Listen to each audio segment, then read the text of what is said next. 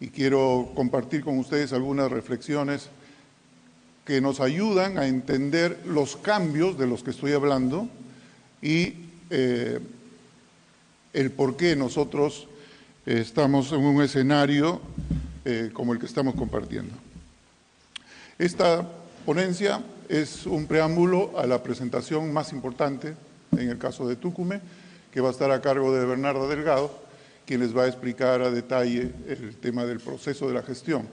Lo que nosotros vamos a hacer en esta introducción a su presentación es justamente proporcionar los ejes teóricos y la visión que tuvo este proceso en el caso de Tucumé desde que iniciamos estos trabajos en el año 1990. Por eso es que lleva este título, la nueva museología y el museo.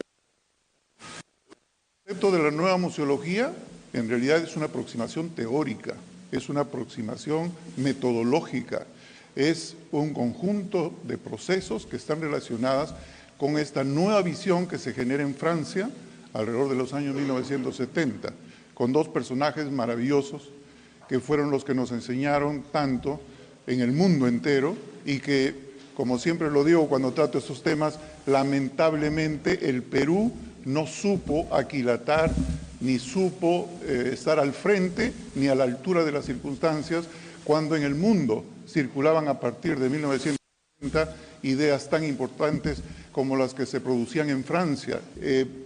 Bajo esa breve introducción es que haremos referencia a esto. Y quiero que presten atención a este mapa porque lo voy a usar hasta al inicio y al final, ¿no? Porque nuestra visión de este proceso, vinculado con estos conceptos teóricos, tiene que ver con el territorio. Por eso es que se subtitula Territorio, Patrimonio y Comunidad. En Lambayeque nosotros tenemos solamente 3 provincias, ¿no? Lambayeque, Chiclayo y Ferreñafe.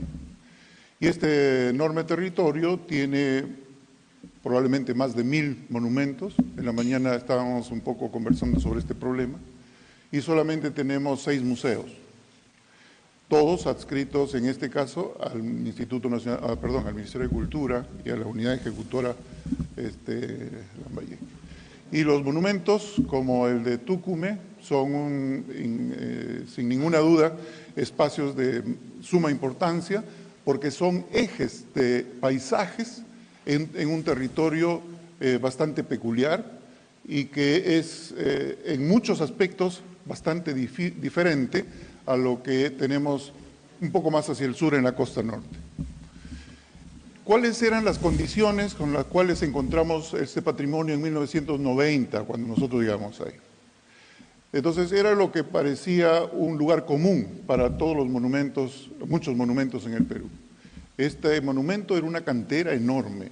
Había gente que hacía negocios sacando piedra de las estructuras de la montaña. Servía como un basurero municipal. Los camiones de basura botaban toda la basura en el monumento. El saqueo clandestino era permanente. Ustedes saben, la época de los huaqueros, Semana Santa era pues una feria. Y era parte de las tradiciones populares. Los campesinos iban en Semana Santa a huaquear. Y tenían toda una cultura alrededor del huaqueo muy interesante. Deterioro y desaparición de diversos valores, porque estamos hablando de los años 90, con este enorme proceso de globalización y la destrucción de diversos aspectos de la cultura local, la cultura tradicional. Sin embargo, en lo que nos llamó poderosamente la atención de Tucumé, además de la magnificencia de sus monumentos, era la importancia del mundo chamánico.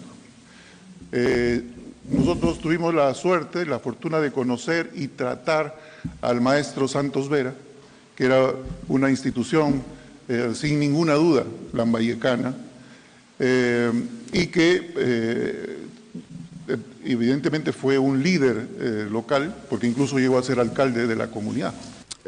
Además de la importancia del mundo chamánico, que hice referencia, encontramos también en esta realidad el hecho de que la arqueología y el área educativa eran territorios absolutamente distintos. O sea, no había punto de contacto entre estos aspectos.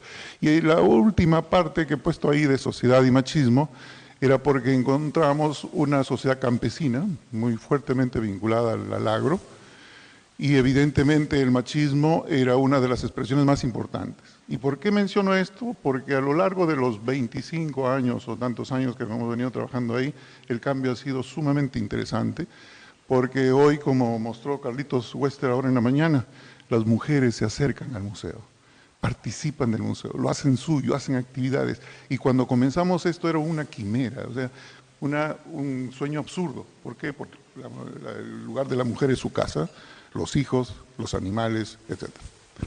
Entonces, en este concepto he querido también resumir algunos aspectos relacionados con cómo pensábamos en relación a la gestión del patrimonio. En ese tiempo, estoy hablando de los 90, finales del siglo XX. Y yo le he titulado esta parte como las viejas ataduras. ¿Por qué? Porque todavía seguimos en este tipo de reuniones escuchando y argumentando diversos aspectos que tienen que ver justamente con esos viejos conceptos de gestión del patrimonio. Este concepto, como ustedes saben, se basa absolutamente en el Estado de Derecho. Es decir, la ley está, como hoy día al final de la mañana escuché, y lo único que tenemos que hacer es cumplirla. Y la ley nos manda esto y hay que cumplirlo. Entonces, se basa absolutamente, prioritariamente en el Estado de Derecho y por lo tanto es altamente coercitiva. Se basa en el ejercicio de la autoridad. Hay que perseguir y castigar, utilizar la fuerza del Estado, ¿no? Y la preocupación es por el bien. Nos preocupamos por el bien como un elemento en sí mismo y no por su contexto. Entonces, desde nuestro punto de vista es absolutamente unilateral. Finalmente, estos conceptos se transforman en una visión absolutamente elitista de la conservación del patrimonio. ¿Quiénes son los que están detrás de conservar el patrimonio? Nosotros. ¿Y quiénes somos nosotros? Los guías de turismo, los arqueólogos, los gestores, los de la Fundación Vice, algunas autoridades que prefieren hacerse la vista gorda cuando no les conviene, o no quieren generarse conflictos sociales. Pero al final nosotros somos estrictamente una élite.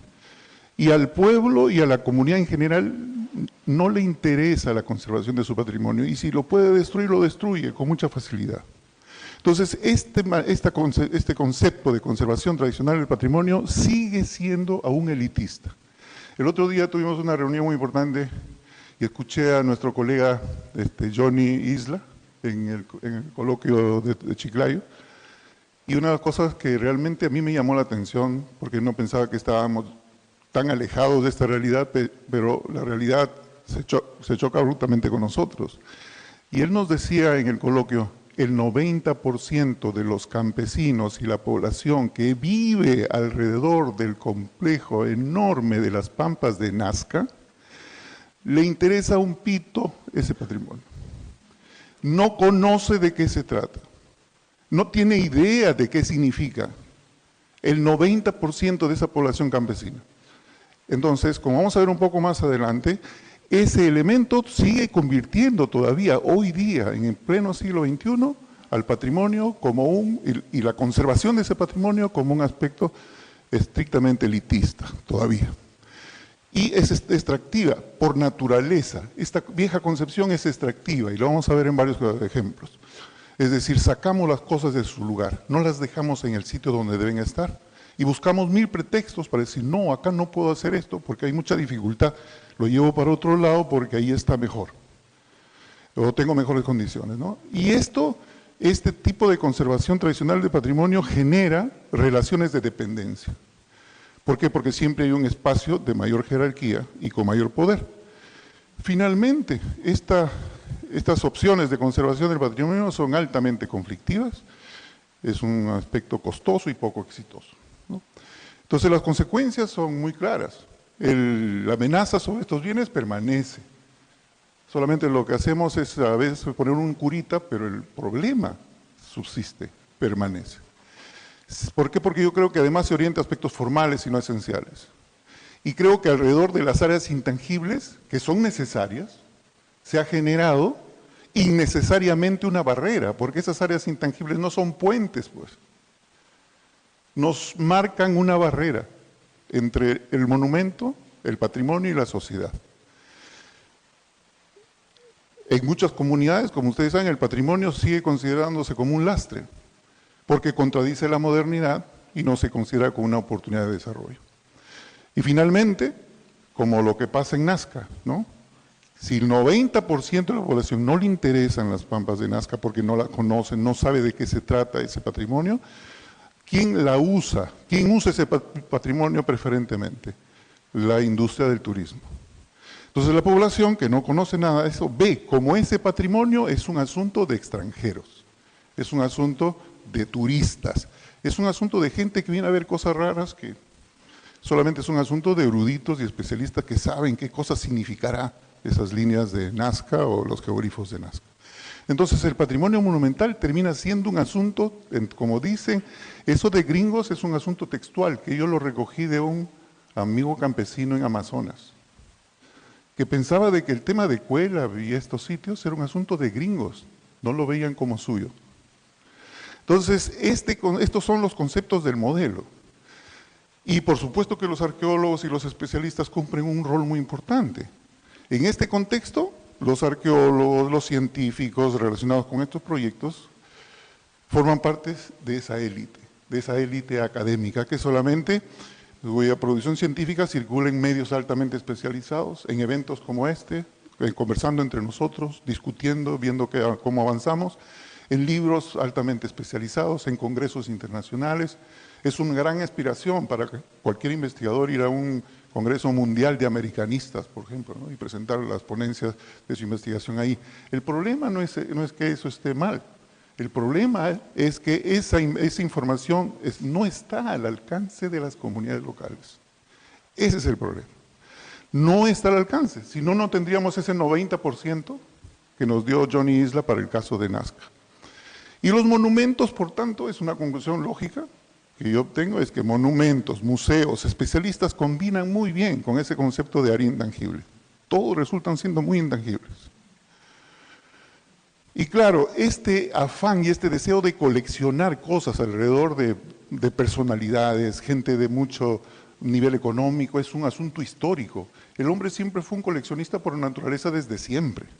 Desde la época de los primeros hombres, egipcios, Medio Oriente, los primeros imperios europeos, etc., ¿no? Entonces, pero todo esto va dando forma a un proceso que se llamó el museo, desde la época alejandrina en Egipto, pero al final en Europa, en el siglo XVI, ya van conformándose este tipo de colecciones tan importantes, que son propias de familias muy ricas, que están relacionadas con nobleza, y con artistas que son sufragados por los famosos, ¿cómo se llaman? Beneficiadores, mecenas, ¿no? Que alientan esta creación artística y estos grandes escenarios que forman parte de las pinturas europeas, post-renacentistas. Esto, por ejemplo, es un cuadro de la tradición flamenca en Europa, que hace referencia a estos inmensos, son obras de arte extraordinarias, que hacen referencia justamente a ese afán europeo que marca la necesidad de tener estos espacios que devienen en los museos de hoy, ¿no? Entonces nuestros museos, el Museo de Cao, el Museo de Tucumán, el Tumbas Reales de Zipán, todos estos museos tienen su origen en estos viejos conceptos europeos como el que se ve acá. Y claro, estas obras de arte solamente pueden ser vistas y observadas por gente que conoce. Los eruditos, los especialistas en arte, son los únicos que tienen acceso a estas colecciones. Los museos no están abiertos al público, están abiertos a los eruditos. Y tanto es así que estas clases pudientes europeas, que son las únicas que tienen acceso al arte, son las que van conformando estos museos, ¿no? Y van generando en el arte la posibilidad de acceder al patrimonio cultural en Europa a partir de estas colecciones impresionantes que vienen desde la iglesia, vienen desde la nobleza, vienen de épocas imperiales, etcétera, etcétera, ¿no? Poco a poco, estos museos y estos grandes espacios que se van constituyendo en Europa, fines del XVII, principios del XVIII, se consolidan a lo largo del siglo XIX, son espacios que van ganando mayor espacio, ¿no?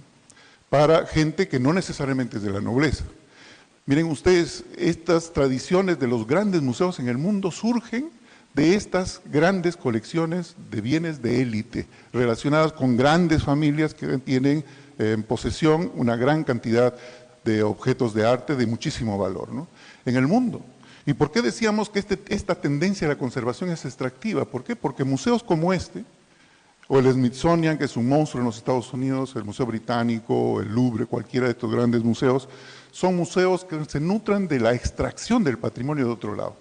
Uno va a Nueva York para ver estos templos egipcios, que son parte de esa expoliación cultural histórica que hicieron esos grandes imperios en el pasado. O cuando uno va al Louvre, ¿no?, este inmenso museo, que es el museo más popular en el mundo, el museo que recibe más visitantes en el mundo, creo que son 8 a 9 millones de visitas al año que tiene este inmenso museo, y que es una de las joyas culturales de la humanidad, sin ninguna duda, ¿no? Aquí uno puede pasarse 2 o 3 horas haciendo cola y sin problema. Y no te va a alcanzar el tiempo para poder visitar todo, ¿no?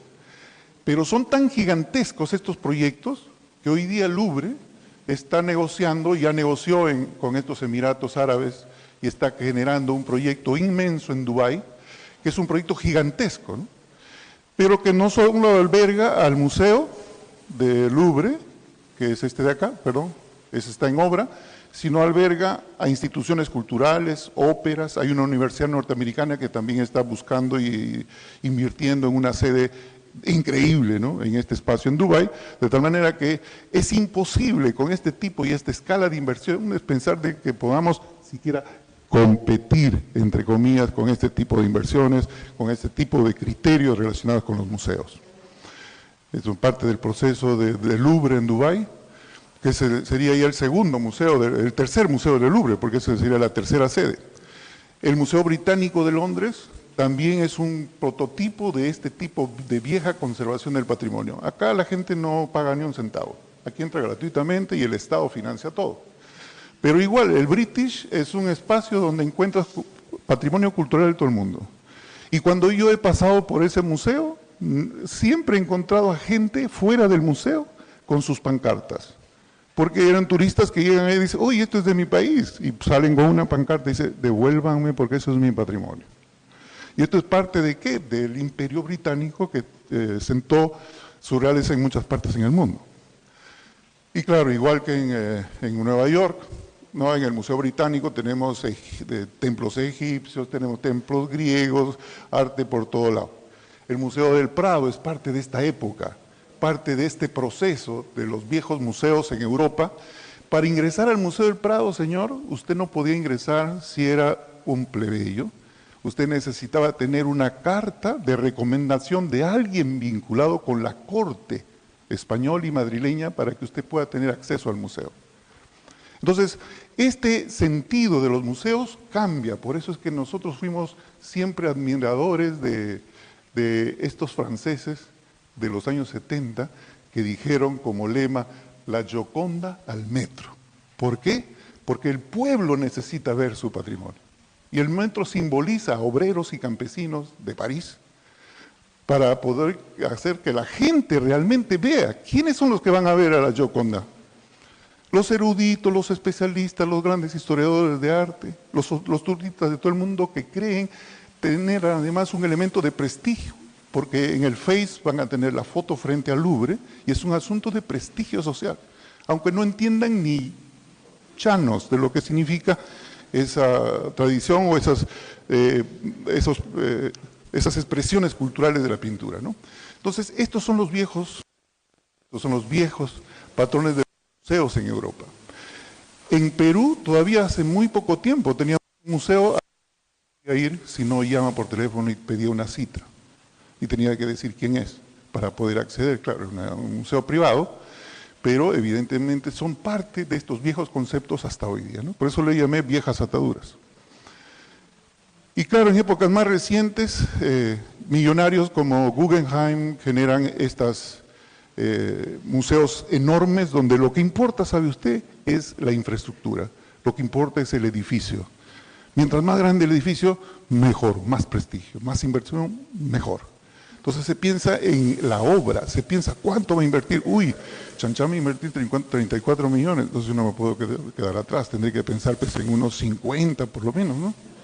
Para que mi museo sea mejor. Entonces este criterio de invertir por la obra es una vieja atadura de estos viejos conceptos de museos, ¿ya? Contra los cuales estos franceses se rebelaron en los años 70. Tenemos que volver a ver qué es lo que dice el ICOM con respecto a lo que cosa es un museo. Un museo no es un edificio, señor. ¿Ya? Y eso vamos a ver, por eso es que quería plantearles esto, porque los conceptos que nosotros hemos desarrollado tienen que ver con esa teoría, con esa visión de la nueva museología francesa. Y claro, Guggenheim tiene tanta riqueza en la colección privada, porque es extraordinaria, que los españoles en Bilbao dijeron, yo quiero un Guggenheim en Bilbao, ¿no? Entonces construyeron el Guggenheim de Bilbao. Y claro, acá, más allá de lo que los objetos y las obras de arte de Guggenheim, de su colección, porque Guggenheim al principio estuvo muy reticente, porque su sede principal era en Nueva York. ¿Cómo voy a poner en un pueblito de español en Bilbao lo mejor que yo tengo de mi colección? Entonces, bajo esos criterios, construyen en Bilbao un edificio increíble, impresionante, espectacular. La prioridad, señor, es el edificio. Y esas son parte de las viejas ataduras que todavía tenemos. Y claro, Bilbao ingresó en el mapa cultural del mundo. Y cuando hoy día hablamos de Guggenheim, ya casi no nos acordamos de Nueva York, pensamos en Bilbao. Y Bilbao es una ciudad de gente muy rica, que tiene mucho, que son industriales, de mucho dinero, ¿no? Y querían dar a esa riqueza un toque cultural. Entonces, hay que llamar a un arquitecto extraordinario para hacer un inmenso edificio, y aquí traemos las cosas de Guggenheim y cambiamos la realidad, ¿no?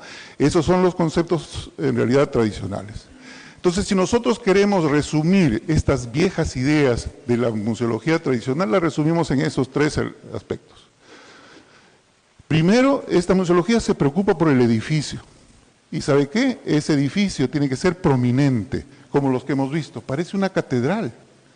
Cuando uno entra al Museo Británico, parece que está entrando a un inmenso templo, porque la obra es monumental. Te absorbe, te conviertes en nada frente a esa arquitectura. En este concepto de museos, la prioridad, señor, es el edificio, ¿ya? Más grande, más inversión, mejor. Entonces, y por supuesto, si es prominente, es de alto costo, y ¿sabe qué? Y esa es otra vieja atadura. La preocupación en estos conceptos no es qué es lo que hace el museo, y si cumple o no su rol. La preocupación es estrictamente museográfica. Es decir, oye, el museo tiene que estar ficho, lindo, bien hecho, tiene que estar inmaculado, o sea, tiene que ser perfecto.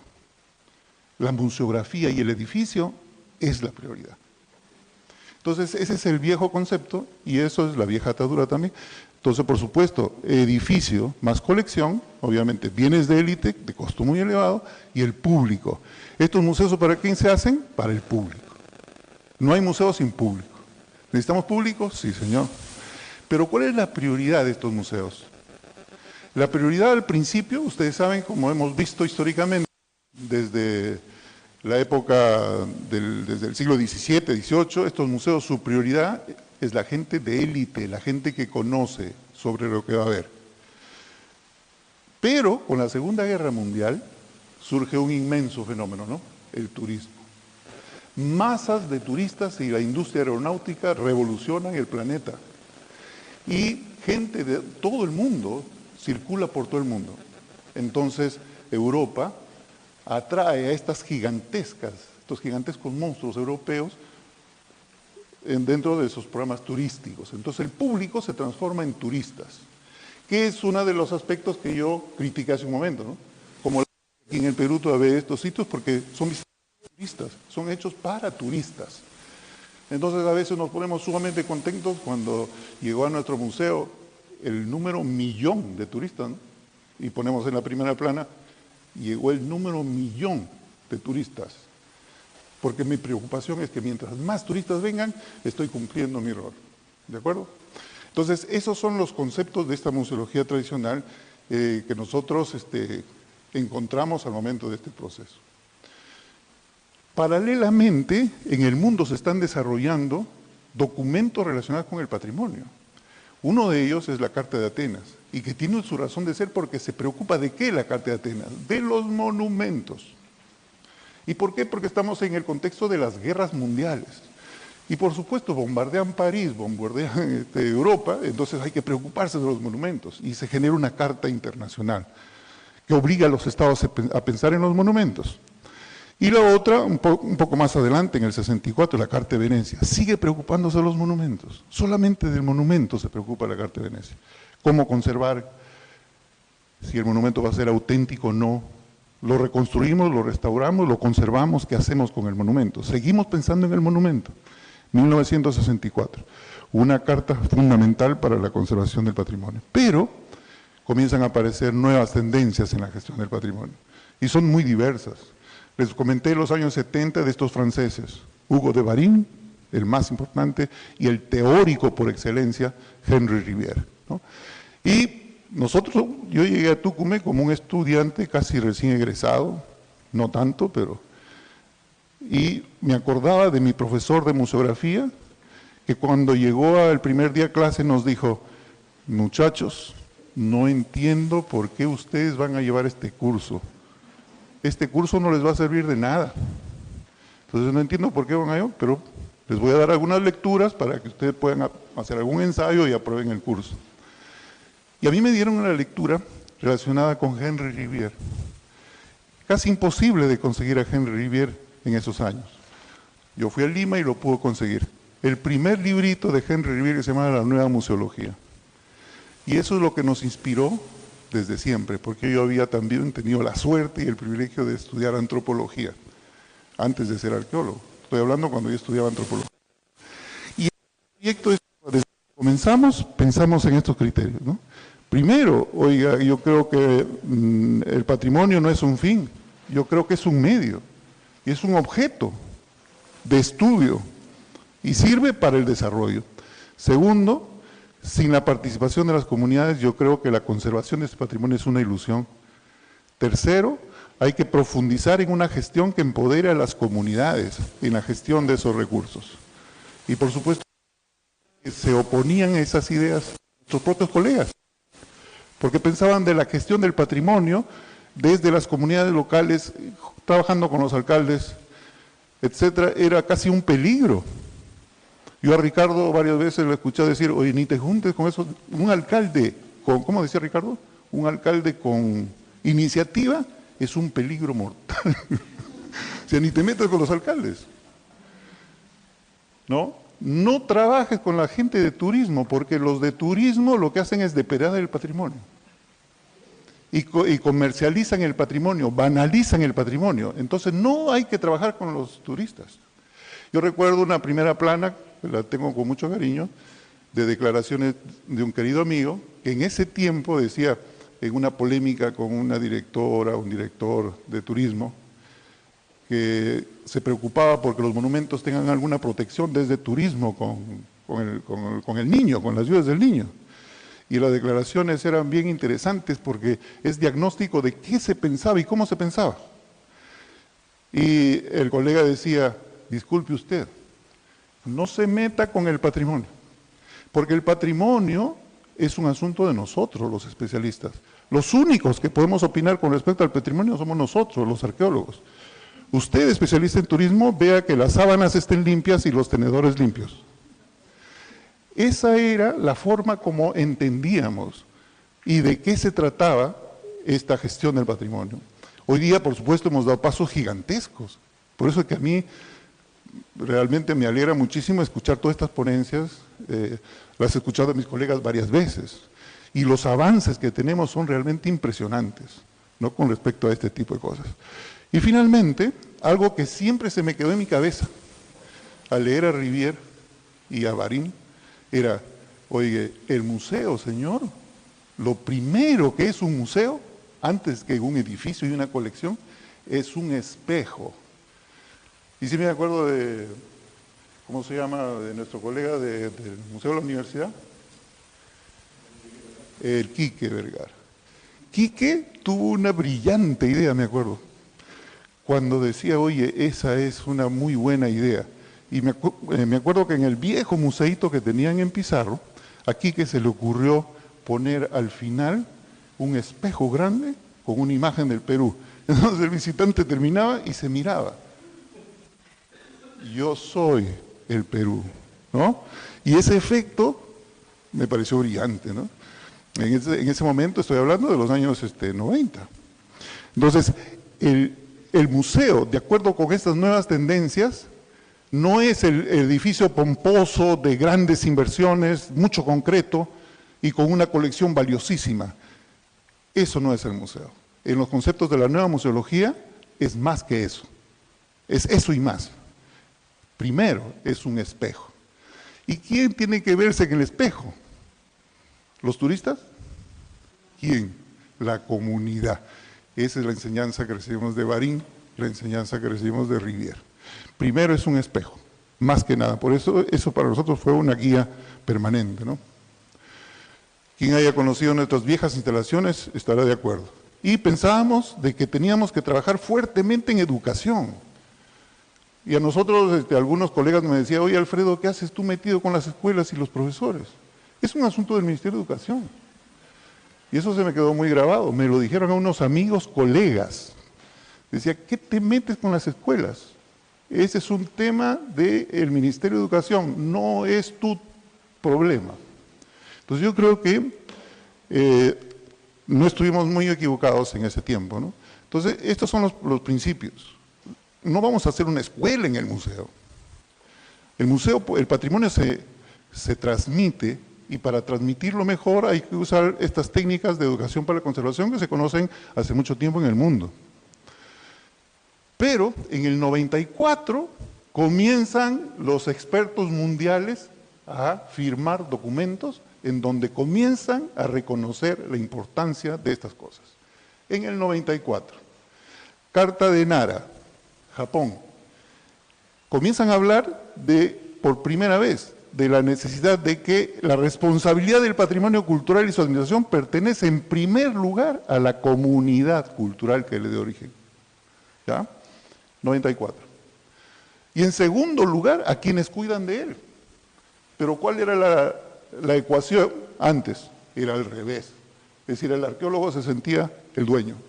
Y la comunidad, un conjunto de personas que no entienden, porque guaquean, porque destruyen, porque trafican, no entienden. Entonces, la conservación es del especialista, su responsabilidad. La Carta de Nara nos dice, primero es de la comunidad, después es tuya. Pero por supuesto, para que la comunidad asuma eso es una champota, ¿no? Es un trabajo muy grande. La declaración de Xi'an en China, 2005. En esta declaración, por primera vez, se está hablando del entorno. La conservación de un monumento no es el monumento solo, es el entorno. ¿Y qué entendemos por entorno? Las comunidades. Y al final, la declaración concluye, hay que trabajar con las comunidades locales. 2005. Y en Río de Janeiro, en el 92, tuvimos esta convención mundial y por primera vez los estados del mundo comienzan a introducir conceptos de sostenibilidad en políticas de Estado, pero en este caso dirigidos especialmente al tema turístico. Entonces la legislación peruana comienza a partir de Río a incorporar elementos de sostenibilidad. ¿Y por qué pasa la sostenibilidad? Miren, Agenda 21, participación de ciudadanos. Los ciudadanos tienen que participar. No solamente son los que esperamos a que entren al museo y nos dejen un valor de entrada. Eso no es el museo. Que venga más gente a vernos. No, eso no es un museo. Entonces, los ciudadanos tienen que participar y la participación se entiende de manera sostenible, ¿no? Y sobre todo, las decisiones tienen que ser adoptadas al nivel local. Esto es Cumbre de Río de Janeiro. Está hablando de poblaciones nativas y poblaciones locales. Eso es la la razón de ser. Y por supuesto, con esta Agenda 21 hablamos de entrenamiento, educación, conciencia pública, todos los sectores de la sociedad. Hay que medir el nivel local, concertación para desarrollo sostenible. Entonces, en síntesis, el concepto de la nueva museología parte de transformar la vieja ecuación. Y la vieja ecuación de edificio, colección y público y turistas se transforma en territorio, patrimonio y comunidad. ¿Esto excluye el turismo? De ninguna manera. El turismo se concibe como un concepto de sostenibilidad y el turismo coadyuva, ayuda, contribuye, genera trabajo, genera educación, genera muchas cosas, ¿no? Pero bajo un concepto totalmente diferente. Entonces, monumentos como este están más allá de ser intangibles, ¿no es cierto? No solamente es el área intangible. Participamos con criterios de paisaje y generamos a través de nuestro distrito inicialmente estas redes, caserío por caserío, escuela por escuela, profesores, familias, artesanos, etcétera, ¿no? Que Bernardo lo va a explicar con mucho detalle. Entonces, esta ecuación de territorio, patrimonio y comunidad concluye en lo que es el ecomuseo. ¿El ecomuseo es un museo de la naturaleza? No, es esta ecuación, territorio, patrimonio y comunidad. Por eso cuando ustedes vayan al Museo de Tucumán, la sala más importante se llama Nuestro Territorio, ¿verdad? Porque responde a estas ideas. Y el ecomuseo es una herramienta, es un método de trabajo que trata de influir en la sociedad donde se incluye el museo para generar elementos de sostenibilidad comunitaria. Ese es nuestro ecomuseo. Y de aquí hemos escogido algunos elementos que nos incluyen con territorios mayores. Por ejemplo, ese arbolito es del bosque de seco de Algarrobos y es idéntico al que está en el logotipo del santuario Bosque de Pomac, porque es un símbolo para nosotros de lo que significa el patrimonio en sus diversas extensiones. Pero además tiene un San Pedro, y ese San Pedro simboliza ¿qué? El pasado prehispánico y ese diálogo del pasado con el presente con los curanderos de todo este valle, ¿no? Obviamente, el esfuerzo de este ecomuseo implica 4 áreas que Bernardo la va a explicar con mayor detalle, pero que se esfuerza por integrar a la mayor cantidad de instituciones, personas de nuestra comunidad, porque la gestión del patrimonio no solamente es de los arqueólogos y los especialistas, sino todos ellos participan. Y participan con diversos mecanismos que el ecomuseo crea. Este proceso, felizmente, como dijo, se ha venido desarrollando a lo largo de mucho tiempo en varias partes. Y siempre hemos estado muy atentos a lo que pasaba. Para nosotros fue muy inspirador el proyecto Cusichaca, en el año 70, justo con esta revolución de la museología. Es un proyecto inglés que trabajó con una comunidad quechohablante e intentó recuperar el patrimonio arqueológico para que sirva al desarrollo y la productividad de esa comunidad. Huacapuyana, desde el 84, inaugurada como museo de sitio en el 85 al 90. La Huacapuyana para nosotros fue nuestra primera escuela. Y de ahí, con nuestra muy querida Isabel Flores, participamos con ella desde algunas veces con la que ella hacía con su vecindario, con su comunidad, en relación con cómo encontró Huaca Juliana, quizás peor de lo que nosotros encontramos en Tucumán. Luego nuestro proyecto en el 90, San Pablo Kunturwasi, con la misión japonesa, es una misión cuya universidad altamente científica especializada decide trabajar con la comunidad campesina y con el Estado. Hoy día ese museo está en manos de la comunidad campesina en una alianza con el Ministerio de Cultura. Huaca la Luna, ya no tengo que explicarlo, Leimebamba como un museo comunitario, Pachacama, proyecto científico del Ministerio de Cultura, San José de Moro, modelo de Universidad, Cooperación Internacional, Ciencia y Desarrollo Local, Museo de Cao, empresa privada, Proyecto Chotuna, que nos explicó muy bien Carlos, han hecho avances enormes con respecto a todo esto, el Museo de Sicán, que tiene una preocupación muy importante en relación con el santuario, pero además con los municipios, las comunidades campesinas y la influencia del Museo Sicán, seguramente Carlos lo va a explicar, por supuesto, va hasta las zonas altoandinas. El Museo Tumbas Reales, que ha comprendido de que este modelo de Santa Rosa de Pucallá es un modelo importante. Y desde el 2015 acaban de cumplir un aniversario, ¿no? Un año del módulo, que nos puso muy contentos, pero ya el tema de participación de las comunidades locales como elementos protagonistas comienza a ser parte del sentido común, es decir, parte de la lógica para poder avanzar.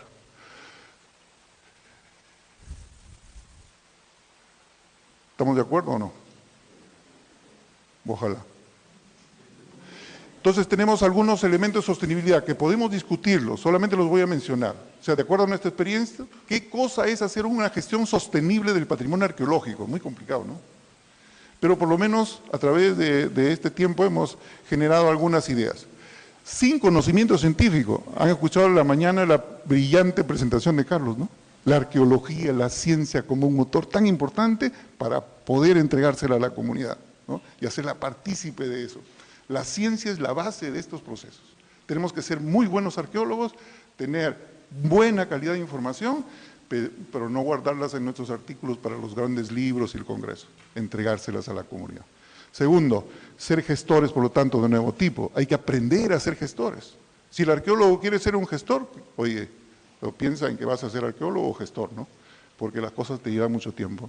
Incorporar a la sociedad, partiendo de las comunidades locales, promover la aplicación de conceptos de educación para la conservación, generar una economía productiva, una integración productiva desde el nivel local a partir del patrimonio, articularse intersectorialmente.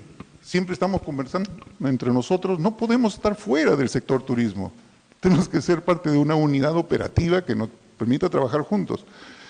Generar planes nacionales. El Ministerio de Cultura no tiene un solo plan en relación con el patrimonio. ¿Cuántos monumentos tenemos que inscribir al año? ¿Cuántos proyectos de investigación tenemos que tener al año?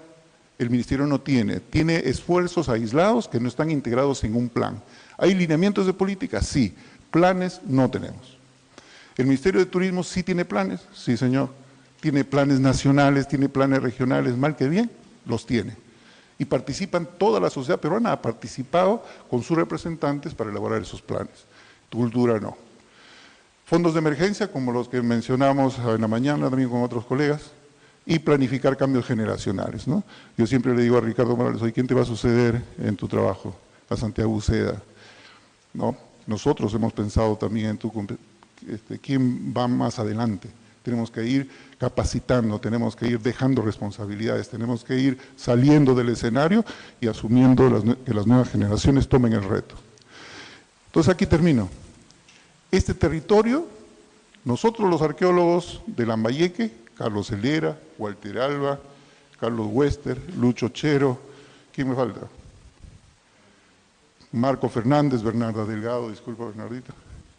Nos hemos puesto a trabajar en base a estos conceptos y estas ideas y estamos generando una propuesta de paisaje. Entonces finalmente la unidad ejecutora pudo contratar un equipo de geógrafos para que nos dé un ordenamiento de nuestra región en unidades de paisaje. Entonces hicimos con estos territorios de desierto, valles, piedemontes, etcétera, etcétera, partes altoandinas, con tradiciones, costumbres, etcétera, el proyecto Olmos que está desapareciendo el desierto y convirtiendo estas cosas en inmensos cultivos de agroexportación, o campesinos altoandinos que están sembrando pino, porque están desarrollando toda una cultura de los hongos alrededor de los pinos, que son plantas exóticas, ¿no?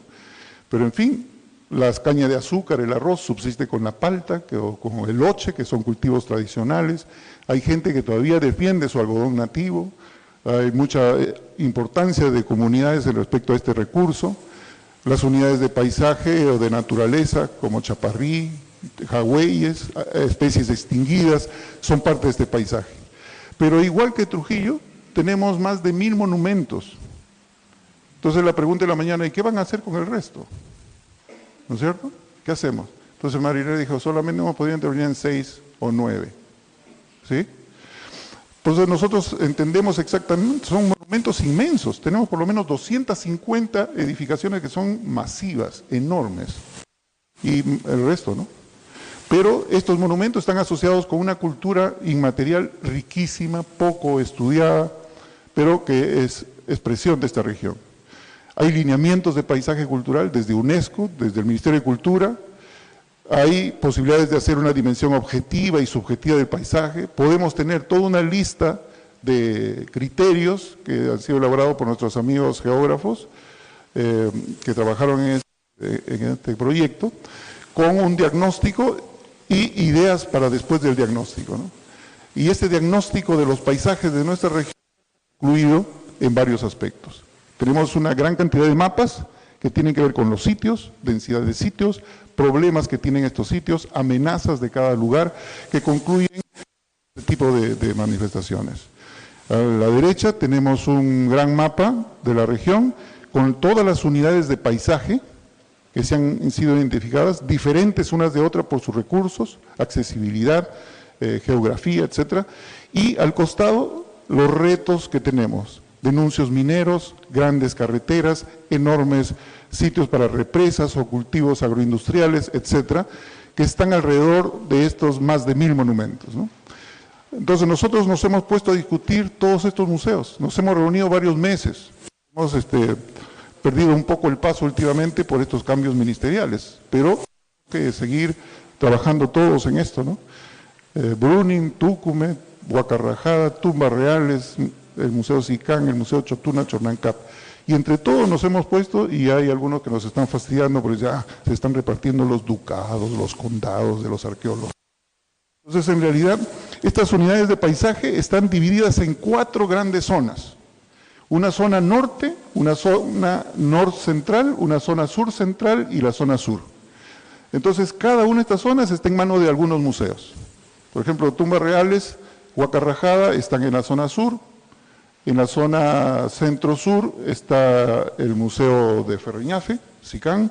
En la zona norcentral está el Museo Bruning. Y en la parte menos conocida y más desértica, etcétera, está el Museo de Tucumán. Entonces, bajo estos conceptos que hemos dicho antes, se está trabajando bajo esta idea de convertir al museo en una herramienta de transformación y adaptación y interpretación e interacción con su territorio.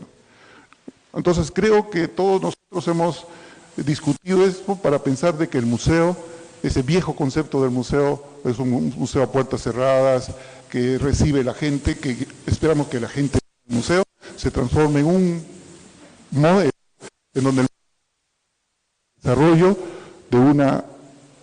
de un territorio que no solamente tiene patrimonio arqueológico, tiene patrimonio cultural, tiene patrimonio natural, etcétera, y que son parte de los elementos para poder enfocar un futuro, ojalá con mayor sostenibilidad.